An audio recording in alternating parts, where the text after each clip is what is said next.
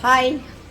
ഒത്തിരി ആൾക്കാരുടെ ഇതായിരുന്നു നമ്മുടെ മോംസ് കോട്ട് ഉണ്ടോ ചേച്ചി, അല്ലുകുട്ടനെ കാണാനില്ലായിരുന്നു ചേച്ചി എന്നൊക്കെ. ഞാൻ കുറേ മെസ്സേജിനൊന്നും റിപ്ലൈ ഒന്നും കൊടുത്തിട്ടില്ല കേട്ടോ.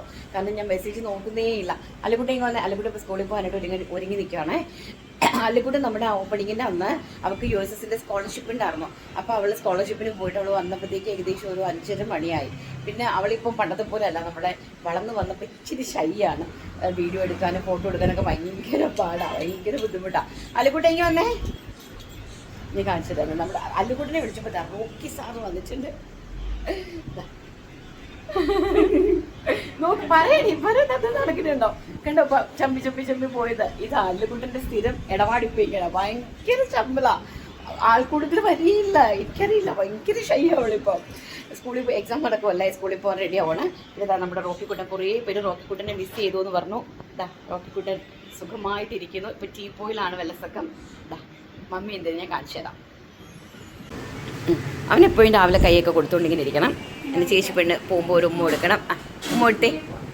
ഉമ്മ. അങ്ങനെ ചേച്ചിയും മോനും തമ്മിൽ ഇങ്ങനെ. മമ്മി, നമ്മുടെ മോംസ് കാർട്ട് എന്താക്കി?